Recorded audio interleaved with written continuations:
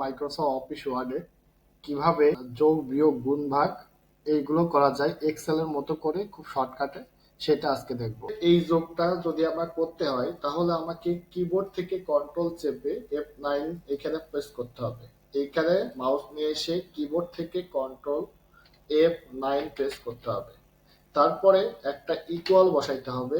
তারপরে সংখ্যাগুলো যেভাবে আছে 100 যোগ 350, তাই সিলেকশন করা এই অবস্থায় ডান বাটন ক্লিক করে আপডেট ফাইলের উপর ক্লিক করলে আমার এটার অ্যান্সার চলে আসবে।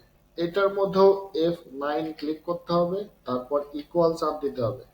চাপ দেওয়ার পরে 780 মাইনাস 500, এইটাকে ডান বাটন ক্লিক করে আপডেট ফাইলে ক্লিক করলে এটার অ্যান্সার চলে আসবে। এটাতেও এক F9 ক্লিক করব 800। তারপরে এখানে একটা স্টার চিহ্ন আছে, এইখানে এই স্টার চিহ্ন প্রোগ্রামিং ভাষায় গুণ চিহ্ন বলা হয়, এই জন্য আমরা এখানে গুণ ব্যবহার করলাম। করার পরে এবার 541 আর এই সাইডে একটা ইকুয়াল বসাইতে হবে। ডান বাটন ক্লিক করে তারপর আপডেট ফিলের পর ক্লিক করলে আমার এটার অ্যান্সার চলে আসবে।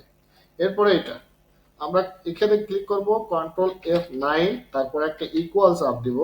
চাপ দিয়ে তারপর যা যা লেখা আছে এই অবলিক চিহ্নটাকে বলা হয় ভাগ চিহ্ন, ভাগ 2 দিয়ে ডান বাটন ক্লিক করলে সিলেকশন অবস্থায় ডান বাটন ক্লিক করে আপডেট ফাইলের পর ক্লিক করলে এটার অ্যান্সার, টোটাল অ্যান্সারটা আমি পেয়ে গেলাম।